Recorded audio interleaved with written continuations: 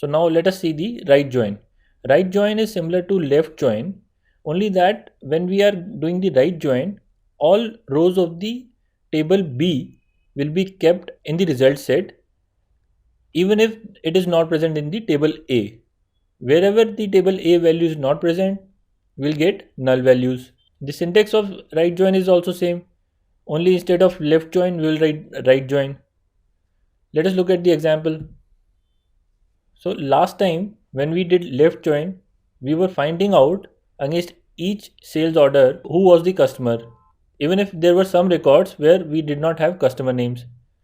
This time, if we want to find out against all customer names if there is any sales value or not, this we will do by using right join on the customer table. So customer table will be a table B again, but we will have all values of this table B because we will be doing the right join. So what happens here is we will select all the columns that we want, which is same as the earlier examples, from sales table, which is our table A, right join on table B, which is customer table, since we want all values of customers. On the common field is customer ID, and then we'll order it by customer ID. Let's go and write this in the PG admin interface. So again you can see 10315 is not present in customer table. Will this be present in the result set? Take a guess. 10375 is present in both tables. 10480 is not present in sales table. So guess which of these will be present in the result set. Let us find out. So select A dot order line,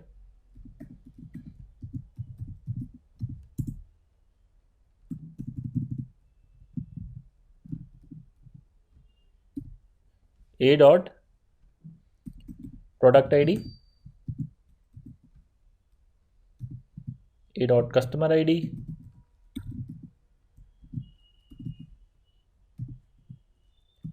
A dot sales. Next is B dot customer name and B dot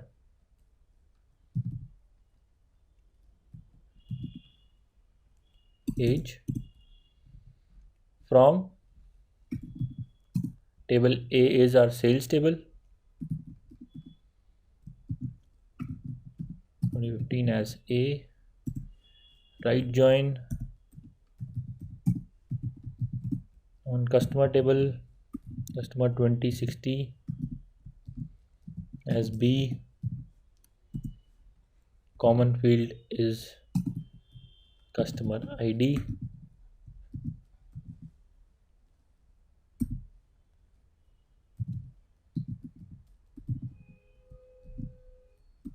and we will order it by the customer ID.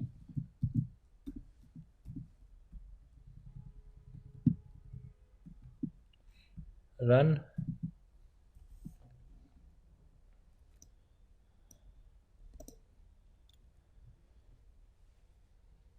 So let us see which is present and which is not present. 10315 is not present. Why is it not present? Because it is not present in the customer table and we have done a right join. So all values of customer table should be present. If it is not present in customer table, it should not be there. So A10315 is not there. 10375 is present in both tables, it should be there. But can you find 10480? It is not present in the sales table, but it is present in the customer table, so it should be part of the result set since we took a right join. But it is not here. Where is it? So let us go down and see that there are some values where customer ID is coming as null, but it is part of the result set. These are the values, these are the records of customer table which are here because these were not present in the sales table, and that is why it is giving a customer ID of null since we were taking the customer ID from the A table where there was no such record. To get these records, let us get the customer ID from table B. So let us change this A to B, and now run this query.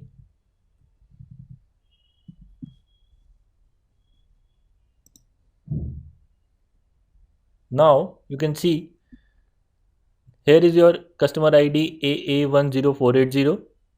You get the customer name and age because it is present in the customer table.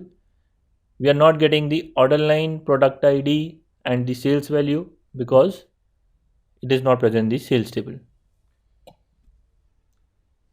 And the second thing is this customer ID 10375, this was present only once in the customer table.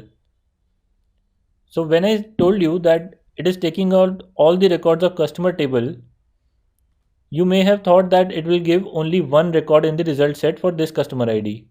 But that is not so.